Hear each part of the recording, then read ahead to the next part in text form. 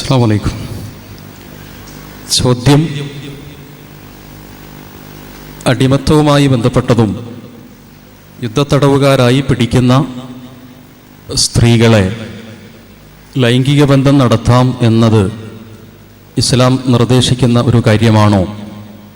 അങ്ങനെയാണെങ്കിൽ പാശ്ചാത്യ രാജ്യത്തൊക്കെ നടക്കുന്ന ഇത്തരത്തിലുള്ള പ്രവർത്തനങ്ങളെ എങ്ങനെയാണ് ന്യായീകരിക്കുക എന്നതാണ് എന്ന് വിചാരിക്കുന്നു.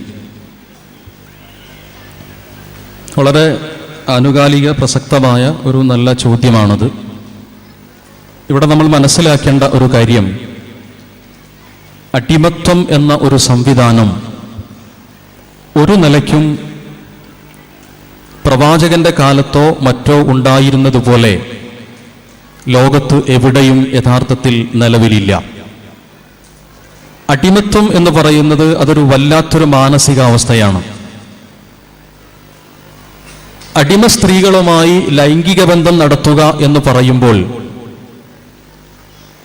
നമ്മൾ പൊതുവിൽ അത് മനസ്സിലാക്കാറുള്ളത്, താൻ വിവാഹം കഴിച്ചിട്ടുള്ള ഒരു ഭാര്യയല്ലാത്ത മറ്റൊരു സ്ത്രീ, എൻ്റെ ചെലവിൽ എൻ്റെ വീട്ടിൽ ഇങ്ങനെ ജോലിയൊക്കെ എടുത്ത് കഴിയുന്ന ഒരു സ്ത്രീ എന്ന നിലയ്ക്കാണ് ചില ആളുകളെങ്കിലും അതിനെ ധരിക്കാറുള്ളത്. അതുമായി ഒട്ടും ഇസ്ലാമിന് ബന്ധമില്ല. അങ്ങനെ ഒരു സ്ത്രീയല്ല. ഞാൻ പറഞ്ഞത് 100% മാനസികമായി പോലും ഉൾക്കൊള്ളാൻ കഴിയാത്ത വിധത്തിലുള്ള ഒരു സംവിധാനമാണ് അന്ന് നിലനിന്നിരുന്ന അടിമത്വം എന്ന് പറയുന്നത്. പിൻകാലത്ത്, വിഷയത്തിന്റെ ആ വിഷയം മനസ്സിലാകാൻ വേണ്ടി മാത്രമാണ് ഞാനത് പറയുന്നത്. പിൻകാലത്ത് നമുക്കറിയാം, നെൽസൺ മണ്ടേല അടിമ വിമോചനത്തിന് വേണ്ടി പണിയെടുത്തിട്ടുള്ള ഒരു മഹാവ്യക്തിത്വമാണ്. ആഫ്രിക്കൻ ഭാഗങ്ങളിൽ, ഉത്തരാഫ്രിക്കയുടെ ചില ഭാഗങ്ങളിൽ അടിമ വിമോചനത്തിനു വേണ്ടി ശക്തമായ പ്രവർത്തനങ്ങൾ നടക്കുകയും അവിടെയുള്ള അടിമ സംവിധാനം സമ്പൂർണമായും നിരോധിച്ച് അടിമകളെ സ്വതന്ത്രരാക്കി വിടുകയും ചെയ്തു. മാനസികമായി ഒരു നിലയ്ക്കും ജീവിക്കാൻ കഴിയാതെ വന്നിട്ടുള്ള ഈ അടിമക്കൾ, ആണുങ്ങളും പെണ്ണുങ്ങളും ആ കൂട്ടത്തിലുണ്ടായിരുന്നു, അവര് അല്പ ദിവസങ്ങൾക്ക് ശേഷം യജമാനന്റെ മുമ്പിൽ ചെന്നു. എന്നിട്ട് യജമാനനോട് പറഞ്ഞു, ഞങ്ങൾ അടിമകളായി തിരിച്ചെടുക്കണം. അവരെ സ്വതന്ത്രരായി വിട്ടിട്ട് അവർക്ക് ജോലി ചെയ്യാൻ കഴിയുന്നില്ല, അവരെ ഉൾക്കൊള്ളാൻ സമൂഹത്തിന് കഴിയുന്നില്ല. വല്ലാത്തൊരു അരക്ഷിതാവസ്ഥയിലാണ് ആ അടിമകളായി ഉണ്ടായിരുന്ന ആളുകൾ പിന്നീട് ജീവിച്ചത്. അങ്ങനെ വല്ലാത്തൊരു ക്രൈസിസ് അവർ അനുഭവിച്ച സമയത്ത് യജമാനന്റെ മുമ്പിൽ പോയിട്ട് ഞങ്ങളെ അടിമകളായി തന്നെ തിരിച്ചെടുക്കണമെന്ന് അവർ ആവശ്യപ്പെട്ടു. കാരണം മാനസിക തലത്തിൽ പൂർണ്ണമായും അടിമകളായി ജീവിക്കാവുന്ന പാകതയിലാണ് അവർ വന്നിരുന്നത്. ബോംബെയുടെ ചേരി പ്രദേശത്ത് താമസിച്ചിരുന്ന ധാരാവി പോലെയുള്ള ചില ചേരി പ്രദേശങ്ങൾ, ഏഷ്യയിലെ നമ്പർ 1 ചേരി പ്രദേശം ബോംബെയിലാണ്. ആ ചേരി പ്രദേശത്തുള്ള ആളുകളെ അവിടെയുള്ള സർക്കാർ എല്ലാ അർത്ഥത്തിലും സംരക്ഷിക്കാൻ വേണ്ടിയിട്ട് വേറെ സ്ഥലത്ത് കൊണ്ടുപോയി താമസിപ്പിച്ചു. നല്ല വെള്ളം, നല്ല വീട്, അത്യാവശ്യം സൗകര്യം, കൊതുകടിയൊന്നും ഏൽക്കാതെ സുഖമായി ജീവിക്കാൻ പറ്റുന്ന നല്ല സ്ഥലം. അവര് ഒരാഴ്ചത്തോളം അവിടെ താമസിച്ചിട്ട് തിരിച്ചു വന്നിട്ട് പറഞ്ഞു, ഇത് നടക്കൂല, ഞങ്ങളെ ചേരി പ്രദേശത്തേക്ക് തന്നെ പോവാം. അവരുടെ മാനസിക തലത്തിൽ ചേരി പ്രദേശത്തെ ജീവിതവുമായി അത്രമേൽ ബന്ധപ്പെട്ട് കഴിഞ്ഞിട്ടുണ്ട്. അത് ഒഴിവാക്കാൻ അവർക്ക് കഴിയുന്നില്ല. അടിമത്തം എന്ന് പറയുന്ന മാനസികാവസ്ഥ മനസ്സിലാക്കാതെ ഇസ്ലാം നിർദ്ദേശിക്കുന്ന നിർദ്ദേശങ്ങളെ ഒറ്റവാക്കിൽ എന്ത് എന്ന് ചോദിക്കുമ്പോ, ഇവിടുത്തെ ചോദിച്ച ആളെ കുറിച്ചല്ല, ഈ ഒരു അവസ്ഥയാണ് പൊതുവിൽ വരാറുള്ളത്.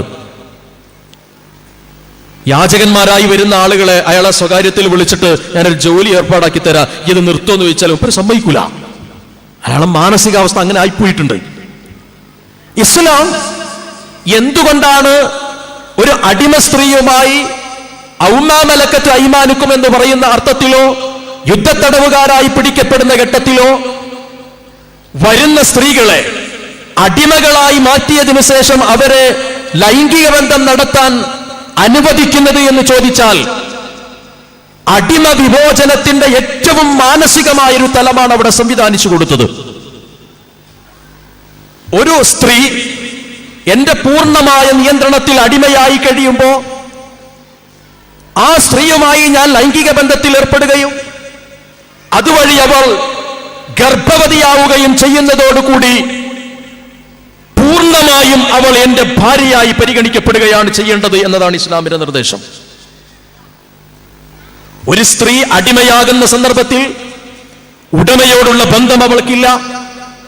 അവരുടെ മക്കളുണ്ട് എങ്കിൽ മക്കളുടെ സംരക്ഷണത്തിൽ യാതൊരു ഉത്തരവാദിത്വവുമില്ല. ഇറങ്ങിപ്പോകാൻ പറഞ്ഞാൽ ഇറങ്ങിപ്പോകണം. എല്ലാവിധത്തിലുള്ള മനപ്രയാസങ്ങളും ബുദ്ധിമുട്ടുകളും അവൾ സ്വീകരിക്കണം. ജോലി ഏർപ്പാടാക്കിയിട്ടുണ്ടെങ്കിൽ ആ ജോലി കഠിനമായതും അല്ലാത്തതും അവൾ ചെയ്യണം. ലഭിക്കുന്ന വരുമാനം കുറഞ്ഞാൽ തിരിച്ചു ചോദിക്കാനുള്ള അവകാശമില്ല. എവിടെയാണ് താമസിക്കുന്നത്, എങ്ങനെയാണ് താമസിക്കുന്നത്, ഇത്രയൊന്നും പോരാ എന്ന് തിരിച്ചു പറയാനുള്ള സ്വാതന്ത്ര്യമില്ല. പൂർണ്ണമായും നരകീയമായി ജീവിക്കുന്ന ഒരു പെണ്ണ്, ആ പെണ്ണ് യജമാനന്റെ ഭാര്യയായി വരുന്നതോടുകൂടി അടിമ എന്ന നിലയ്ക്ക് വന്ന് ലൈംഗിക ബന്ധം നടത്തി സന്താന സൗഭാഗ്യത്തിന്റെ അവസ്ഥ വരുന്നതോടുകൂടി ഭാര്യ എന്ന പരിഗണനയിൽ വരുന്നു. ഭാര്യ എന്ന പരിഗണനയിൽ വന്നാലോ എന്റെ കിടപ്പറയിലാണ് അവൾക്ക് സ്ഥാനം. ഞാനാണ് അവളെ സംരക്ഷിക്കുന്നത്. എന്റെ കുടുംബത്തിലെ അംഗമാണവൾ. അവളുടെ മക്കളുടെ പൂർണ്ണമായ ഉത്തരവാദിത്വം എന്റേതാണ്. അവൾക്ക് എന്റെ സ്വത്തിൽ അവകാശമുള്ളതാണ്. അവൾ പൂർണ്ണമായി എന്റെ അധീനതയിൽ എല്ലാ അർത്ഥത്തിലും എന്റെ ആദ്യ ഭാര്യയുടെ സമാനമായി ജീവിക്കുന്നവളാണ്. ഇതിലേതാണ് ഒരു പെണ്ണിന് സുരക്ഷിതമായത്? ബുദ്ധിയുള്ള ഒരാളെ സംബന്ധിച്ചിടത്തോളം, ശരിയായി മനസ്സിലാക്കുന്ന ഒരാളെ സംബന്ധിച്ചിടത്തോളം ഏറ്റവും സുരക്ഷിതമായ സംവിധാനം എന്ന് പറയുന്നത് ആ സ്ത്രീയുടെ പരിപൂർണമായ സംരക്ഷണം ഏറ്റുവാങ്ങാൻ ആവശ്യമായിട്ടുള്ള ഒരു സംവിധാനം അവിടെ ഇസ്ലാം ക്രമീകരിച്ചു വച്ചിരിക്കുന്നു എന്നാണ് നമുക്ക് ഉൾക്കൊള്ളാൻ കഴിയുന്നത്. പാശ്ചാത്യ ലോകത്തുള്ളതോ ലൈംഗികമായ അരാജകത്വത്തിന് വേണ്ടി ഉപയോഗിക്കുക. ഒരു പെണ്ണിനെ ശരീര സമ്പർക്കത്തിൽ ഏർപ്പെടുന്നതോട് കൂടിയിട്ട് എന്റെ ഭാര്യയായി പരിഗണിക്കുന്നില്ല, എന്റെ ശരീരത്തിന്റെ ആസ്വാദനം പൂർത്തീകരിക്കാനുള്ള ഒരു യന്ത്രമായി, ഒരു ഉപകരണമായി അതിനെ സ്വീകരിക്കുന്നു എന്ന് മാത്രമേ ഉള്ളൂ. അങ്ങനെ യന്ത്രമായി സ്വീകരിക്കുക വഴി അവൾ ഗർഭവതിയായാൽ അവളെ വീണ്ടും സംരക്ഷിക്കേണ്ട ബാധ്യത എനിക്കില്ല. അവളെ കുഞ്ഞിനെ സംരക്ഷിക്കേണ്ട ബാധ്യത എനിക്കില്ല. അവളെന്താണ്, എന്റെ താൽക്കാലികമായ ശരീരത്തിന്റെ ആവശ്യത്തിന് വേണ്ടി അവളെ ഞാൻ പരിഗണിച്ചുകൊണ്ട് ഉപയോഗിച്ചൊഴിവാക്കുന്നു എന്നതിനപ്പുറത്ത് പാശ്ചാത്യ ലോകത്തിൽ ഈ സംവിധാനം നിലവിലില്ല. ഇതിൽ ഏറ്റവും ക്രിയാത്മകമായ, ഏറ്റവും സംരക്ഷണപരമായ മാർഗം എന്ന് പറയുന്നത് ഇസ്ലാം നിർദ്ദേശിച്ചിട്ടുള്ളതാണ്. പ്രവാചകന്റെ കാലഘട്ടങ്ങളിൽ വിഷമകരമായ ജീവിതത്തിൽ അടിമകളായി കഴിഞ്ഞിരുന്ന വിരലിലെണ്ണാവുന്ന കുറെ സ്ത്രീകൾ ഇவ்விധത്തിൽ ഭാര്യയായി മാറുകയും അവരുടെ കുടുംബങ്ങളെ പൂർണ്ണമായി ഏറ്റെടുക്കാവുന്ന അവസ്ഥയിലേക്ക് സമ്പൂർണ്ണ സംരക്ഷണത്തിന്റെ ഉത്തരവാദിത്വത്തിൽ വരികയും വളരെ സമാധാനപരമായി അവർ ജീവിക്കുകയും ചെയ്തിരുന്നു എന്നതിന് ഉദാഹരണങ്ങൾ നമുക്ക് മനസ്സിലാക്കാൻ സാധിക്കും.